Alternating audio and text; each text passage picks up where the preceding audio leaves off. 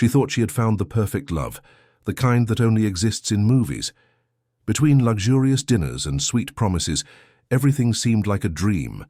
But with time, the charming prince revealed a cruel and unpredictable side. And now she needs to decide between the fairy tale or her own survival. If this story interested you, don't forget to subscribe to the channel and tell us which city you're watching from. Continuing. Helen always believed that true love was the kind you read about in novels, the kind that withstands time and life's storms. When she met Richard at a charity gala in the elegant Mayfair district in London, at 24 years old, she was sure she had found exactly that. He was everything an idealistic young woman could dream of. Successful, charming, from a traditional family. Richard was the heir to one of the country's largest corporate groups, the kind of man who seemed to have been born with the world in his hands and a practiced smile on his lips. Helen's family was no less impressive. Her father, Dr. Edward Miller, had been a federal judge for over 30 years before retiring with honors and national recognition. A man of integrity, few words and great wisdom, who had taught his only daughter the values of justice, dignity, and self-respect. Helen's mother had passed away a few years prior, leaving her with a longing that never fully healed, but also a silent strength that accompanied her in every decision. The courtship between Helen and Richard was intense from the start. Dinners at sophisticated restaurants, trips to paradisiacal destinations, expensive gifts that arrived unannounced. Richard was attentive, passionate, but there was something in his eyes that Helen sometimes couldn't quite decipher. A shadow that appeared and disappeared, a tone of voice that shifted when things didn't go exactly as he planned. But she, young and in love, attributed these moments to work stress, to the pressure of keeping a business empire running amidst economic crises and fierce competition. The wedding took place 2 years later, in a grandiose ceremony that filled the pages of society magazines. Over 500 guests, an imported dress that cost a fortune, flowers from the Netherlands. Everything seemed perfect. Helen walked into the church arm in arm with her father, who looked at her with that mixture of pride and apprehension that only a father can express. Dr. Edward firmly shook Richard's hand before giving away his daughter, and in that grip there was a silent message: take good care of her. The first months of marriage were sweet. The mansion on the outskirts of London, with its immense gardens and imposing architecture, had become Helen's home.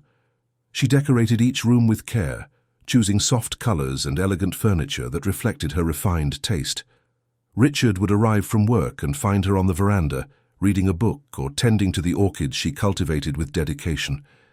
There were dinners for two, conversations about the future, plans for a family that was yet to come. But gradually, almost imperceptibly, something began to change. Richard started working later. His calls during the day diminished. When he arrived home, he was tired, irritated, distant. Helen tried to understand, justify, adapt. She prepared his favorite meals, organized the house the way he liked it, chose clothes she knew he would approve of. But nothing seemed to be enough. The first harsh words came disguised as jokes, comments about her hair, about the outfit she had chosen, about how she seemed not to understand the pressure he was facing. Helen laughed, trying to show that she didn't care. But inside something began to break. Then came the more direct criticisms. She wasn't being present enough as a wife. She didn't understand the sacrifices he was making. She was always worried about trifles while he carried the weight of a company on his shoulders. The housekeeper, Mrs. Mary, a woman in her early 50s who had worked there since before the wedding, observed everything in silence. She had seen a lot in life, worked in the homes of rich and powerful families, and knew how to recognize the signs. The way Helen had begun to withdraw, how her smile no longer reached her eyes, how she apologized for things that weren't her fault. Mrs. Mary wanted to say something, but didn't know how.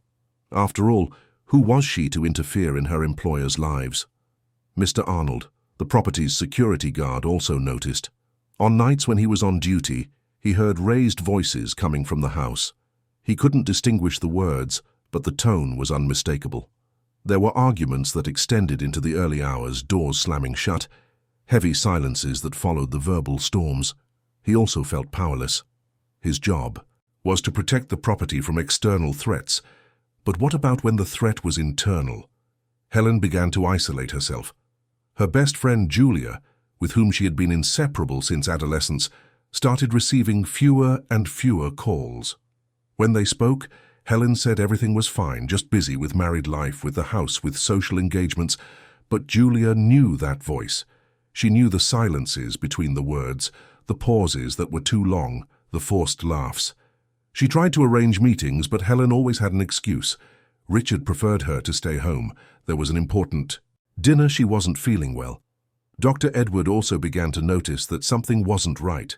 On the rare visits he made to the mansion, always announced in advance and carefully orchestrated by Richard, he saw his daughter thinner, quieter, with a smile that seemed glued to her face. Whenever he tried to talk to her alone, Richard always appeared, solicitous, offering drinks, bringing up topics about business, politics, anything to divert attention. The old judge, accustomed to reading people like reading legal documents, felt a growing unease. But Helen always assured him that she was happy, fulfilled, just adapting to her new life. It was when Helen discovered she was pregnant that everything gained a new dimension. She took the test alone, in a mansion bathroom, her hands trembling with anxiety and hope. When she saw the positive result, her heart raced. A child, a new life growing inside her. The possibility of a family, of unconditional love, of a new beginning. She imagined what it would be like to tell Richard, how he would react, if it would bring back the man she had fallen in love with. Richard's reaction was unexpected. When Helen told him during a dinner, she had prepared with great care, he remained silent for long seconds. She expected a hug, tears of joy, words of emotion. Instead, he drank his wine in one gulp and said they needed to talk about the timing. The timing, as if a child were a business project that could be scheduled at convenience. In the following weeks, Richard oscillated between moments of acceptance and explosions of frustration. He said he wasn't prepared, that the company was going through difficulties, that she didn't understand the pressure he was under. Helen tried to calm him, promised she would take care of everything, that he didn't need to worry. But the more she tried to help, the more he seemed to pull away. The tension in the house was palpable. Mrs. Mary walked on tiptoes, trying to be invisible. Mr. Arnold had increased his vigilance, though he didn't know exactly for what. And Helen, in the midst of it all, tried to maintain the facade of a perfect wife and radiant future mother, while crumbling inside. Arguments became more frequent. Richard accused her of getting pregnant on purpose, to trap him, to gain access to the family money. Helen, shocked, tried to defend herself, but her words seemed to fall on deaf ears. He blamed her for everything, for the company's problems, for the pressure he felt, for the life he thought he was losing. She, pregnant and emotionally devastated, no longer knew what to do or say. Julia, concerned about the lack of news from her friend, decided to show up unannounced. When she arrived at the mansion, she was greeted by Mrs. Mary, who led her to Helen. What she saw shocked her. Her friend, always so vibrant and expressive, seemed like a shadow of her former self. Too thin for a pregnant woman, with deep dark circles under her eyes, dull hair. When she tried to talk, Helen deflected, spoke about decorating the baby's room, about names she was considering. But Julia wasn't foolish. She saw the fear in her friend's eyes, the way she constantly looked at the door as if expecting someone to appear at any moment. Before leaving, Julia held Helen's hands and said, "You know you can count on me, don't you? For anything." Helen just nodded, her eyes welling up, but said nothing. When Julia left, she felt a tightness in her chest that she couldn't explain. Dr. Edward, using his contacts and sharp intuition, began to ask discreet questions. He spoke with acquaintances who did business with Richard, investigated his son-in-law's financial situation without raising suspicion. What he discovered worried him. The company was in serious trouble. There were debts Richard was hiding, risky investments that had gone wrong. The pressure on him was immense, but that didn't justify what Edward was beginning to suspect. One night, Dr. Edward called his daughter. The conversation was brief, but he asked a direct question. "Are you happy, Helen?" There was a long silence on the other end of the line. Then she replied, in a voice that tried to be firm but faltered, "I am, Dad, just tired with the pregnancy." He wanted to believe, but his instinct told him otherwise. Inside the mansion, the situation continued to deteriorate. Richard began to question Helen's every decision, every expense, every move. He had installed security cameras throughout the house, claiming it was to protect the family. Helen felt watched, a prisoner in her own home. She started having trouble sleeping, nightmares that woke her up in the middle of the night, sweaty and scared. Mary found Helen crying in the baby's room one afternoon. The housekeeper said nothing, just sat beside her and held her hand. In that simple gesture, there was more comfort than Helen had felt in months. She almost opened up, almost told everything, but then she heard Richard's footsteps in the hallway and quickly composed herself, wiping her tears and forcing a smile. The pregnancy advanced, and with it grew Helen's feeling of despair.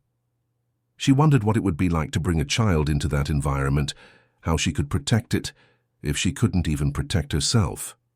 She thought about asking her father for help, but Richard always monitored her calls, her contacts. She felt increasingly isolated, more alone, more lost.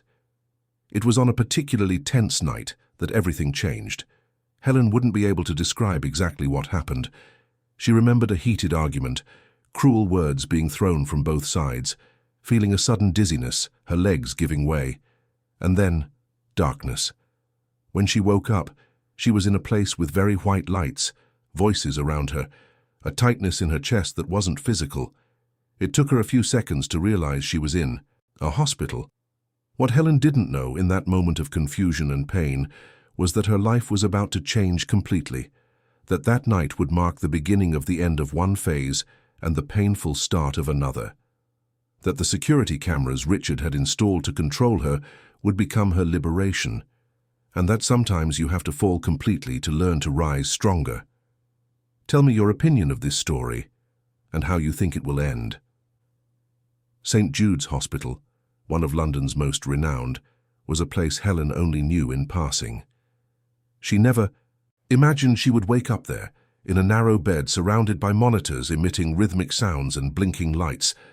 The first thing she saw when she opened her eyes was her father's face, marked by a deep concern he tried to hide behind a controlled expression. Dr. Edward held his daughter's hand, and in that touch Helen felt all the anguish he carried. "Daddy," was the only word she managed to whisper, her voice weak and hoarse. He squeezed her hand tighter, his eyes glistening with unshed tears. "I'm here, my daughter. I'm here and I won't leave your side." Helen tried to move but felt a dull pain in her abdomen. It was then that the memory came like a devastating wave. The baby. Her eyes widened in panic, her free hand instinctively going to her belly. Edward's silence told her everything she needed to know. She turned her face away, tears streaming uncontrollably. A nurse entered the room at that moment, checked the machines, made some notes. She spoke to Helen gently, explained that she needed to rest, that her body had been through a lot. But Helen wasn't really listening. Her mind was trapped in a loop of pain and guilt. How had she let things get to this point? How hadn't she realized she was in danger? How hadn't she protected her child? Dr. Edward stayed by the bed for hours.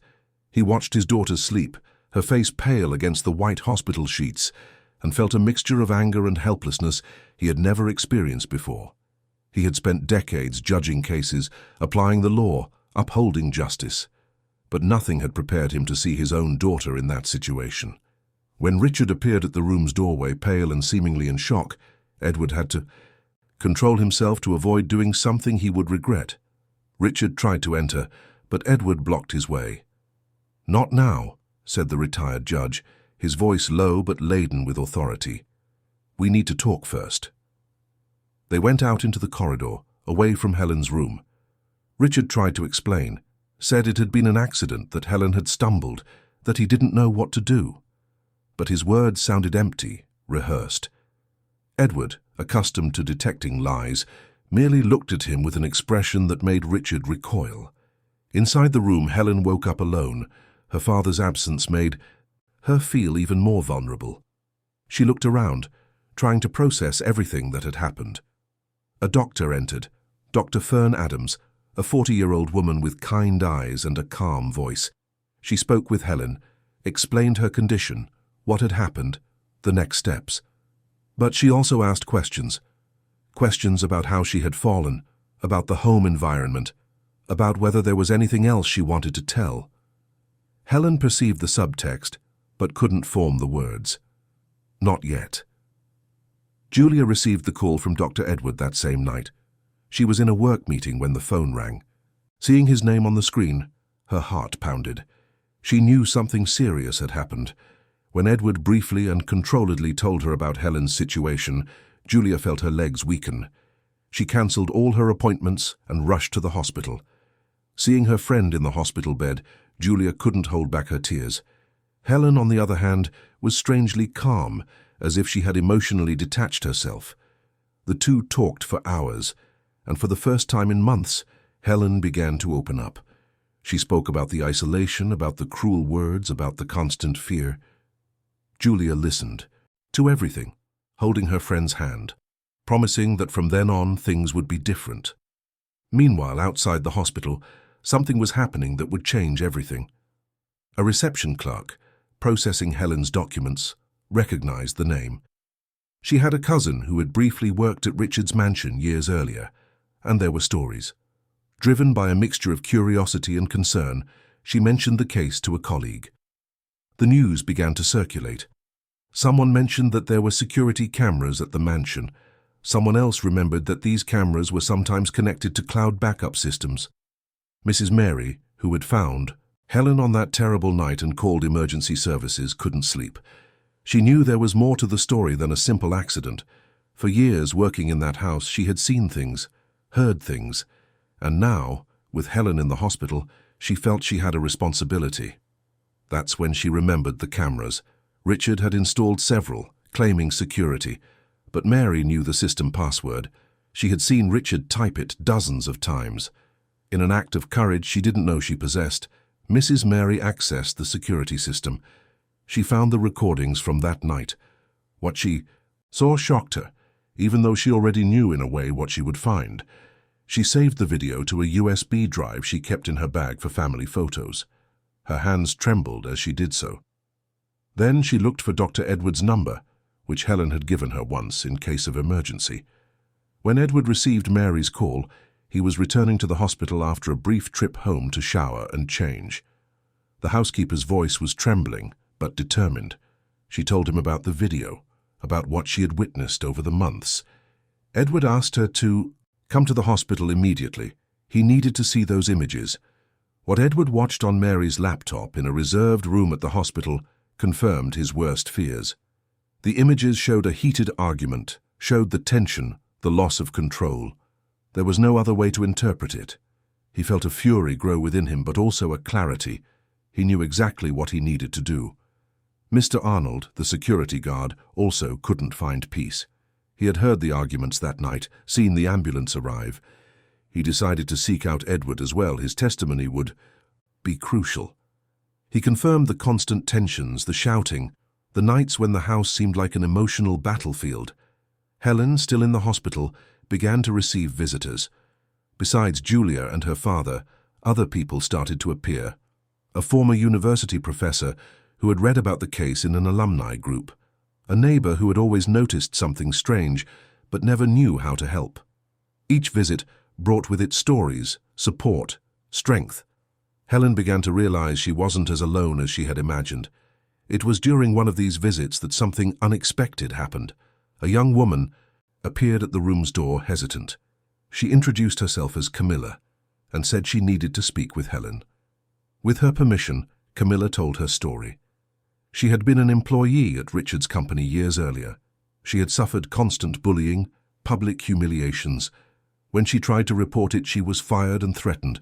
She never had the courage to pursue it, but now, seeing what had happened to Helen, she felt she needed to speak. Camilla's story was just the first. In the following weeks, other women began to appear. There was a clear pattern of abusive behavior, manipulation, and the use of power and money to silence. Each story was different in its details, but the essence was the same, and all of them had been silenced by fear, shame, or lack of support.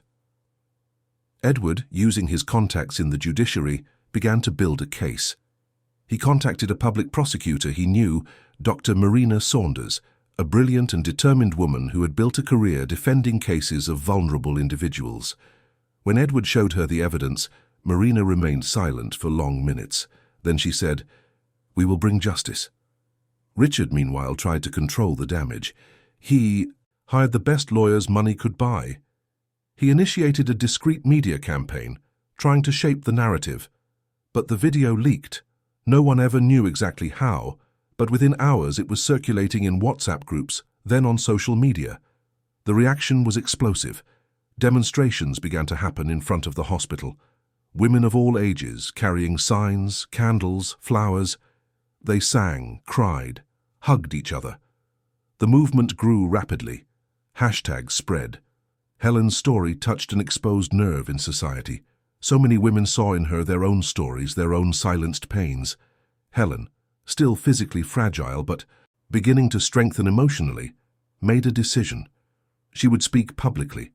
Against the advice of the lawyers her father had hired, against the fear she still felt, she decided that her voice needed to be heard. Not just for her, but for all the women who couldn't speak. The interview she gave, still from her hospital bed, was watched by millions. She spoke calmly, with dignity, without hysterical accusations or dramatizations. She simply told the truth. She spoke about how love had transformed into control, how her voice had been gradually silenced, how she had become a prisoner of her own life. And she spoke about the pain of losing her child, a pain no words could fully describe. The impact was immediate. Richard's company began to lose contracts. Investors pulled away. Business partners cut ties. The empire that had taken generations to build began to crumble within weeks. Richard's family tried to intervene, but public opinion was overwhelming. There was no way to protect him from the consequences. The official investigation was swift. With the video, the testimonies of Mary and Arnold, the depositions of the other women, there was more than enough evidence. The public prosecutor's office filed a formal complaint. Richard would be tried. Helen was discharged from the hospital 6 weeks after her admission. When she left, a crowd was waiting for her, not to invade her privacy or take intrusive photos, but to show support. There were women from all backgrounds, from all social classes. Some simply waved, others cried, many held signs with messages of strength and hope. Julia was by Helen's side, as was Dr. Edward. Mrs. Mary was also there, having been fired by Richard but now working for a foundation Helen had begun to plan. Mr. Arnold had offered his official testimony and had become an important voice in the movement of men against domestic violence that had begun to gain traction. Helen returned to her father's house, not to the mansion. She never wanted to set foot in that place again. Edward's house, more modest but full of love and good memories, became her refuge. There, surrounded by photos of her mother, by the books she loved, by her father's constant presence, Helen slowly began to heal. The days were difficult. She woke up in the middle of the night with nightmares. She had moments of deep sadness when she thought about the child she would never know. But there were also moments of light, when Julia visited her and they laughed as they used to, when she received letters from women thanking her for her courage, when her father hugged her and told her she was the strongest person he knew. Preparation for the trial was intense. Prosecutor Marina worked tirelessly, building a solid case. Helen had to relive painful moments, answer difficult questions, confront her own vulnerabilities. But she wasn't alone. There was an entire support team, including a specialized psychologist who helped her process the trauma. Richard, on the other hand, was isolated. His friends abandoned him. His family, while still trying to protect the family name, kept their distance. His lawyers did their best, but even they knew the case was practically lost. The evidence was irrefutable. Helen began working on the foundation she dreamed of creating. It would be a support center for women in situations of emotional vulnerability, a place where they could find legal, psychological, financial help, a place where their voices would be heard and validated. The name would be in honor of the daughter she had lost. Every woman who was helped, there would be a way to honor that life that never had a chance to flourish. Camilla, the first woman who had sought out Helen at the hospital, became her partner in the project. Together, they began to give shape to the dream. Other women joined. Lawyers who offered their time, psychologists who waived fees, businesswomen who donated resources. A movement was being born, and Helen was at its center, not as a victim, but as a driving force for change. The trial was approaching, and with it a mixture of anxiety and hope. Helen knew that this would be one of the most difficult moments of her life. She would have to see Richard again, face his lawyers, relive the worst moments. But she also knew it was necessary, not just for her, but for all the women who would come after her. One night, sitting on the veranda of her father's house watching the stars, Helen thought about everything she had been through. Just a few months ago, she was a trapped, silenced, voiceless woman. Now, even with all the pain, even with the irreparable loss, she felt a freedom she had never experienced before. The freedom to be who she truly was, to speak her truth, to choose her own path. And although the path ahead was still uncertain and possibly difficult, she knew she was no longer alone. The London High Court of Justice was unrecognizable that September morning. Security barriers had been installed around the building, and dozens of reporters vied for the best angles for their cameras. Outside, hundreds of people gathered, many of them women who had followed the case from the beginning. They carried flowers, signs, candles. The respectful silence contrasted with the magnitude of the moment.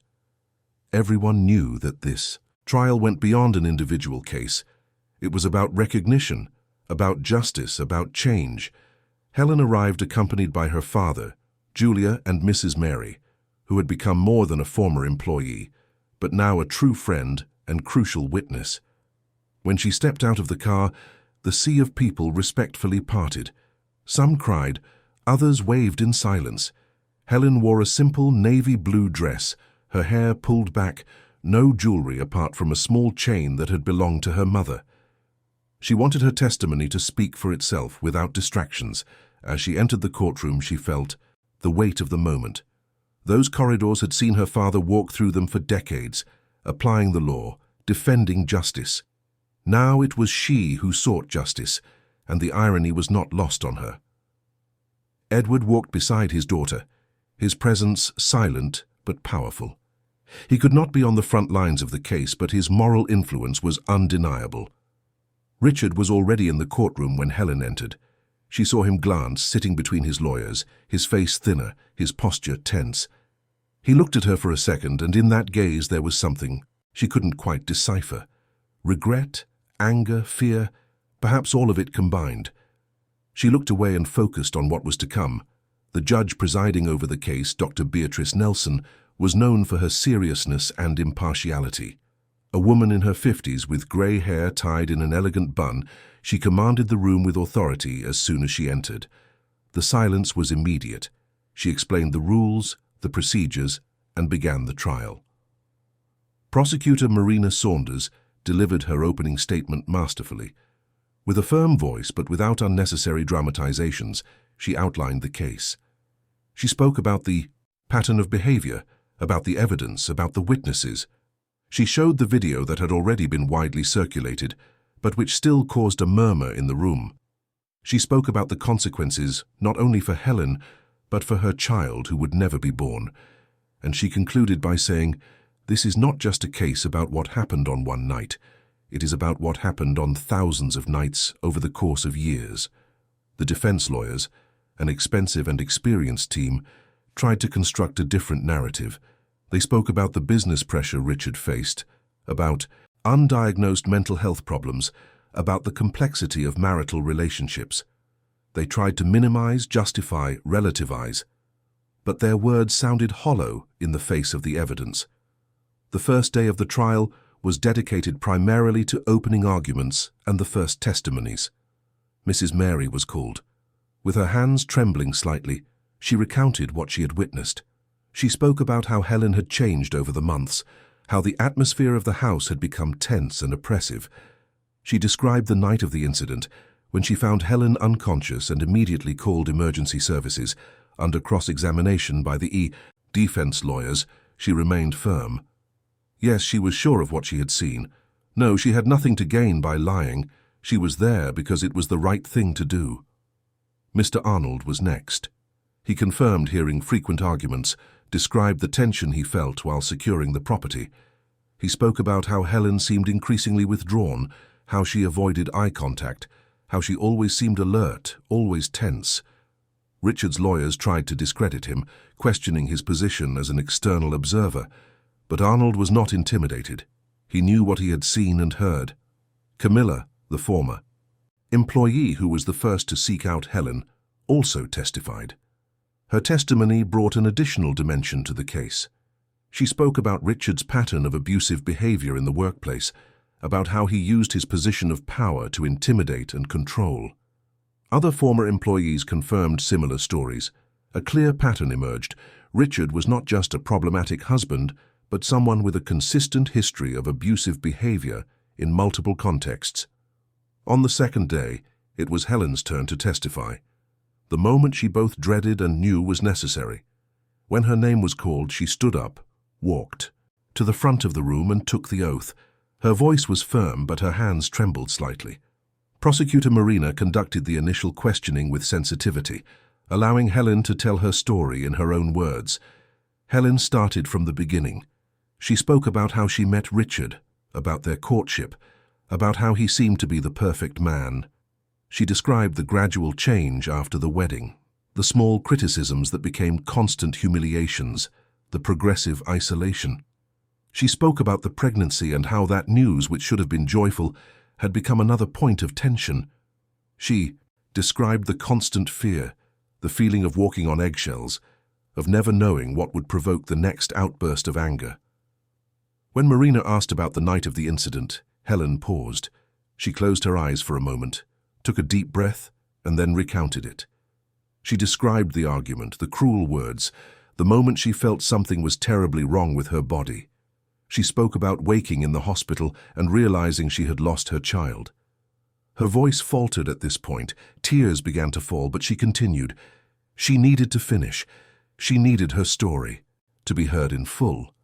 Richard's lawyers were more aggressive in cross-examination, but Judge Beatrice kept them in check.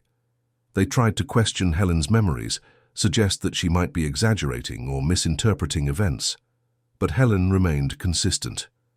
She freely admitted when she wasn't sure of something, which paradoxically lent more credibility to her testimony. She wasn't trying to create a perfect story. She was simply telling her truth.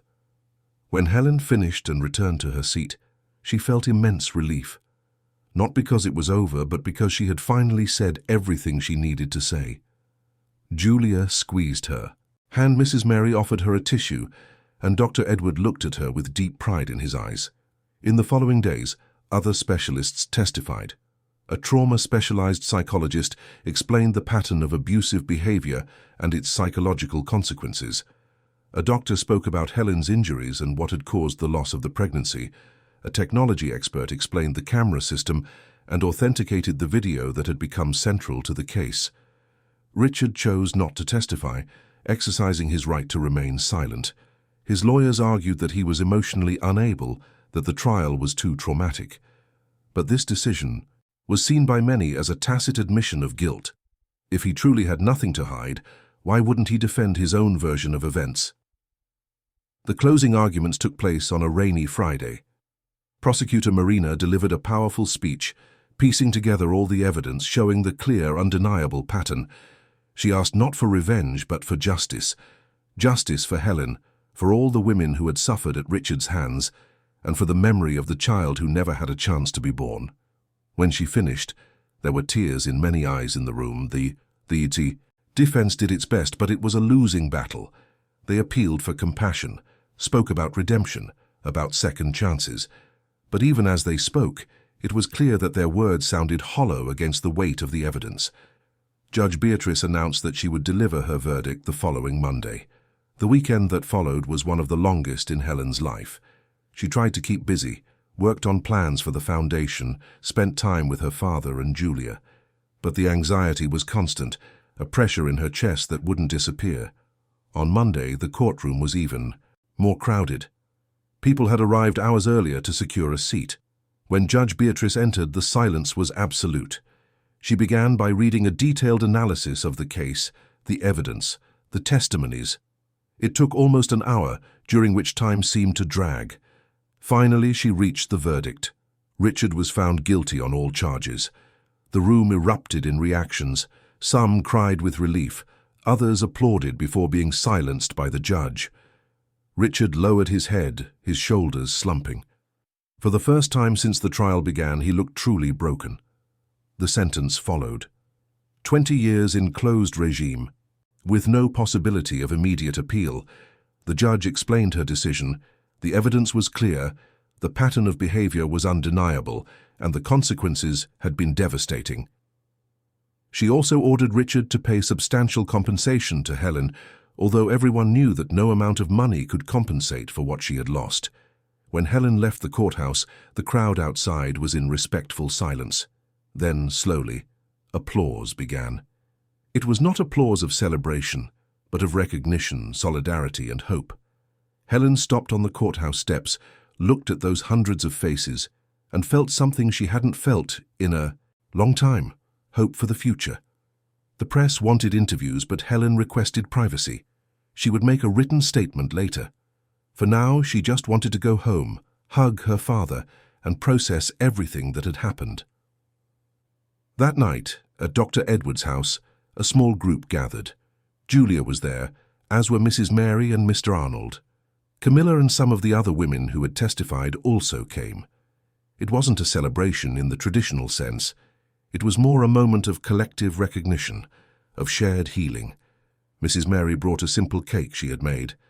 Julia brought wine and juice.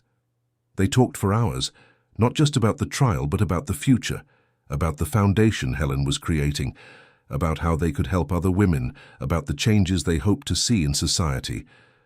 Dr. Edward, usually reserved, made a toast. He spoke about courage, about justice, about how his daughter had shown a strength he didn't even know she possessed.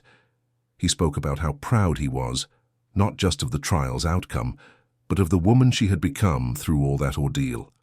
Helen, hearing her father's words, felt tears come again, but this time they were different tears. Not of pain or sadness, but of gratitude. Gratitude for being alive, for having people who loved her, for having the chance to transform her pain into something meaningful. Later, when everyone had left and the house was silent, Helen sat in the garden her mother had loved so much. The stars shone in the London sky, a rare sight in the always illuminated metropolis. She thought about the child she had lost, imagined what he would be like, what kind of person he would become. And she made a silent promise. She would live a life that would honor that memory, that would make a difference, that would help prevent other women from going through what she had. The path would still be long. The trauma would not disappear overnight. There would be difficult days, moments of doubt, scars that would take time to heal. But she was no longer alone. She had a support network, a purpose, and most importantly, she had her own voice back. And that voice, which had been silenced for so long, would now be used to help others find theirs. As she looked at the stars, Helen felt a peace she hadn't felt in a long time. The worst was over. The trial was finished. And although the scars remained, she knew she was on the path to healing. One step at a time, one day at a time, she was rebuilding her life. And this time, it would be on her own terms. 6 months had passed since the trial. London was in the full swing of summer, that intense heat that makes the city vibrate with a unique energy. Helen was in the back seat of a car, observing the busy streets through the window. She was returning from a meeting with architects and designers. The foundation was finally moving from paper to physical reality. A 3-story building in Notting Hill, specially renovated to be a welcoming and functional space, a place where women in difficult situations could find support, guidance, and above all, hope. The building had been donated by a businesswoman who had followed Helen's case and deeply identified with her story. Other donations had arrived from all over the country. Some were large, from companies and personalities. Others were small, £5 here, 10 there, from ordinary people who wanted to contribute in some way. For Helen, every donation, regardless of the amount, represented solidarity, represented change. When she arrived at the location, she found Camilla already waiting at the entrance. Camilla had become the Foundation's operational coordinator, responsible for daily operations, team management, and service protocols. What had begun as a connection forged in pain had transformed into a solid and productive partnership. The two women embraced, and Helen could see the sparkle in her friend's eyes. "We have news," Camilla said, barely containing her excitement. Inside the building, already in its final renovation phase, a team of volunteers worked diligently. Psychologists who had offered to provide free counseling a few hours a week, lawyers specializing in family law and related issues, experienced social workers, a doctor who would hold regular shifts. There was also space for professional training workshops to help women regain their financial independence. Camilla led Helen to the second floor, where the library and meeting room were being set up. On the main wall, still under construction, there would be a plaque. Helen had personally chosen what would be written there, in memory of Sophia and of all lives that deserve to be lived fully. Sophia was the name Helen had chosen for her daughter. Saying that name still hurt, but it was a different kind of pain now. It was a pain that came with purpose, with meaning. Julia arrived shortly after, bringing coffee and sandwiches for everyone. She had become a constant presence in the project, using her communication and marketing skills to help the Foundation reach more people. She coordinated social media, organized awareness campaigns, and liaised with the press. Seeing her best friend transform pain into action inspired her every day. During the improvised lunch, sitting on wooden crates still awaiting replacement by proper furniture, the three women discussed the timeline. The inauguration was scheduled for 2 months from then. It would be a simple event, without excessive pomp. Helen didn't want spotlights. She wanted functionality. The important thing was that the space be ready to receive the first women who needed help. Mrs. Mary had also become part of the Foundation's team. She would be responsible for the administrative side, resource management, and inventory control of materials.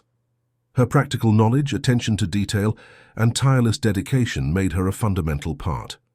Furthermore, her presence brought a sense of continuity. She, who had witnessed Helen's worst moment, now witnessed her reconstruction.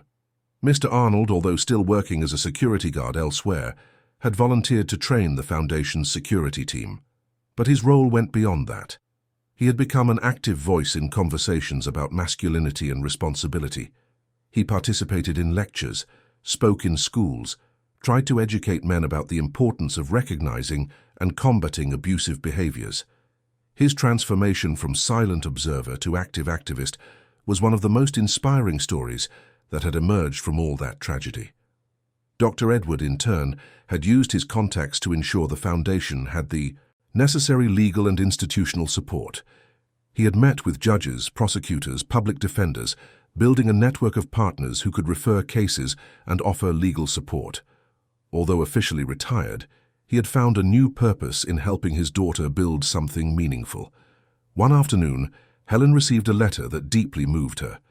It was from a woman named Patricia from Manchester, who had seen Helen's interview and found the courage to leave an abusive relationship. She wrote to thank her, to tell her story, to say that if Helen had succeeded, she could too. The letter ended with a phrase, "Helen would cherish forever.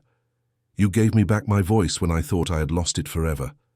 Helen began to receive such letters regularly, from all over the country, sometimes even from other countries, women telling their stories, thanking her, asking for advice, offering support. She tried to respond to everyone, even when it was impossible. Each story touched her in a different way. Each one reminded her why she was doing all of this. Not everything was easy. There were days when Helen woke up and the weight of loss returned with full force. Days when she thought about the unborn baby, and the sadness was almost unbearable. On these days, she allowed herself to feel. She allowed herself to cry, allowed herself to be quiet, allowed herself to be human. The psychologist who had been with her since the hospital had taught her that healing is not linear, that setbacks are part of the process. But there were also days of light, days when she woke up and felt gratitude for being alive, for having people who loved her, for having a purpose. Days when she visited the foundation building and saw the progress, saw the volunteers, working with dedication, saw the dream becoming a reality. On these days, she knew that all the suffering had not been in vain. Therapy continued to be an essential part of her routine. Twice a week, she sat in Dr. Fern Adams' comfortable office armchair and spoke about the past, about the present, about her fears and hopes for the future. Therapy had taught her to set boundaries, to recognize her own values, to trust her instincts again. It had taught her that what had happened was not her fault, that she didn't need to carry that burden alone. Helen had also started attending a support group for women who had gone through similar experiences. At first, she just listened. It was difficult to hear stories so similar to hers, to see the pain reflected in the eyes of other women. But gradually, she began to participate. She shared her story, offered support, learned from others' experiences. The group became another support network, another space for collective healing. Months after the trial, Helen made an important decision. She would return to her studies.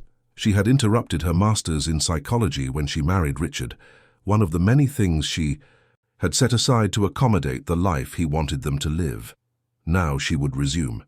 Her focus would be trauma and recovery, something she now knew not only theoretically, but intimately. The university welcomed her with open arms. Professors who had followed her case offered support. Colleagues treated her with respect and empathy. Helen had feared she would be seen only as the woman from the famous case, but she discovered she was seen as much more, as a survivor, as an activist, as someone who had transformed personal tragedy into social change. The foundation's inauguration took place on a sunny March morning. Contrary to what Helen expected, over 200 people showed up. There were the women she had met over those months, volunteers, donors, members of the press who had covered the case with respect and dignity. There were also people she didn't know who simply wanted to show support. The opening speech was given by Helen. She was nervous, her hands trembling slightly as she held the paper with her notes. But when she began to speak, her voice was firm. She spoke about pain and transformation, about loss and rebirth. She spoke about the importance of not remaining silent, of asking for help, of believing that change is possible. And she dedicated the foundation not only to the memory of Sophia, but to all the women who one day sat in silence and wanted to scream. When she finished, there was a moment of silence, then applause. Not the polite applause of a formal event, but genuine applause, laden with emotion. Helen saw Mrs. Mary crying, saw Julia smiling with tears in her eyes, saw her father with that look of pride she knew so well. And in that moment, she knew she was exactly where she was supposed to be. The first women began to seek out the foundation the week following its inauguration. Each story was unique, but all shared common elements: fear, isolation, need for help. The team worked tirelessly, offering legal, psychological support, sometimes even temporary shelter. Seeing those women begin their journeys of recovery gave Helen a satisfaction that nothing else could provide. Camilla coordinated the cases with impressive efficiency. She understood viscerally what those women were going through. Her own experience made her not only a competent manager, but an empathetic and understanding presence. The women who arrived scared and distrustful found in her someone who truly understood. Helen made a point of personally meeting every woman who sought out the foundation. She didn't position herself as a savior or hero, but as someone who understood, who had gone through something similar, who believed that recovery was possible. These conversations were always intense, frequently emotional, but also deeply meaningful. Every woman who left a little stronger reminded her why it was worth continuing. Julia had launched a social media campaign that went viral. "You are not alone." It was simple, yet powerful. Thousands of women shared their stories using the hashtag. The movement grew organically, transforming into something much larger than any of them had imagined. Other cities began to create similar foundations, inspired by the example of London. Dr. Edward, seeing the foundation's success, decided to write a book. Not specifically about his daughter's case, but about justice, about the legal system, about how society deals with issues of vulnerability. He dedicated the book to Helen and to all women who find the courage to speak. The launch would be in a few months and all proceeds would be donated to the foundation. One quiet afternoon, almost a year after the trial, Helen visited the cemetery where her mother was buried. She didn't go there often, preferring to honor her mother's memory by living fully, as she would have wanted. But that day, she felt the need to be there. She sat near the grave and talked as she used to as a child when she told her secrets to her mother. She spoke about everything that had happened, about the pain and loss, but also about the transformation and purpose she had found. She spoke about the foundation, about the women she was helping, about how she had found strength she didn't know she possessed. And she gave thanks, because she knew that much of her resilience came from the values her mother had taught her, even if she was no longer there to see it. As she was leaving, Helen passed by a newer area of the cemetery. There, in a sunny corner, was a small memorial garden for babies. She stopped, looked at the small plaques, at the fresh flowers families left. She thought of Sophia, the daughter she would never know. Tears came, but they were not just of sadness. They were of acceptance, of peace with what could not be changed. Helen continued her life day after day. She woke early, practiced yoga, an activity she had discovered during therapy that helped her stay centered. She had coffee with her father, where they talked about politics, books, the foundation, life. She worked at the foundation in the morning, studied in the afternoon, sometimes went out with Julia in the evening for a simple dinner or a movie. She started dating again, almost 2 years later. She wasn't looking, but she met Daniel, a literature professor, at a university lecture. He was kind, patient, respected her boundaries. When she told her story, he listened without judgment, without trying to fix her. He was simply there, present, a safe harbor when she needed one. The relationship was different from anything she had known before. It was based on mutual respect, open communication, true partnership. The foundation continued to grow. 2 years after its inauguration, it had already assisted over 1,000 women. Some needed one-time help, others long-term support. But all left knowing they were not alone, that support was available, that change was possible. The success rate, measured by women who managed to escape abusive situations and rebuild their lives, was impressive. Helen was invited to speak at conferences, give interviews, participate in panels on women's rights. At first, she refused most. She didn't want to be seen only through the lens of her tragedy. But gradually she realized that her voice could make a difference, that her story could inspire change. She began to accept some invitations, always carefully, always maintaining her privacy and her boundaries. At one of these conferences, she met other women who had gone through similar experiences and were also working to create change. They formed a network, shared experiences and strategies, supported each other. Together, they lobbied for changes in legislation, for more resources for victims, for preventive education in schools. Helen also started writing. Not a memoir, that would still be too painful. But articles, essays, reflections on trauma, recovery, resilience. Her words resonated with many people, not just women in similar situations, but anyone who had faced adversity and sought ways to overcome it. Dr. Edward, seeing his daughter flourish, felt a deep gratitude. Gratitude for her being alive, for having found her path, for having transformed pain into purpose. He knew she would always carry scars, that some wounds would never fully heal. But he also knew that she was stronger than those wounds, that her essence had not been destroyed, only temporarily obscured. On a special evening, 5 years after the trial, the foundation organized a celebration, not for the numbers or successes, but for the lives transformed. Women who had been assisted returned to share their stories. One had returned to study and was about to graduate. Another had opened her own business. A third had reconciled with her family after years of estrangement. Each story was a testament to resilience, courage, and hope. Helen, hearing those stories, felt an indescribable emotion. That was Sophia's legacy. Every life transformed, every woman who found strength to move forward, every child who would grow up in a healthier environment. This was what it meant to transform pain into purpose, tragedy into change. When the night ended and everyone had left, Helen stayed alone in the foundation building. She walked through the corridors, passed by the rooms where so many stories had been shared, so many tears had fallen, so many transformations had begun.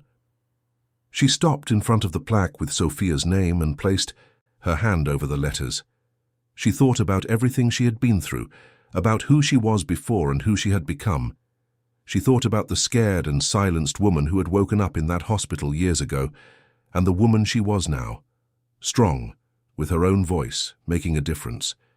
The journey had been painful, impossible to fully describe, but she had walked it, and on the other side, she had found not just survival, but life, a full life, with purpose, with meaning. Helen left the building, looked at the starry London sky and smiled, not the forced smile from before, but a genuine smile coming from the depths of her soul.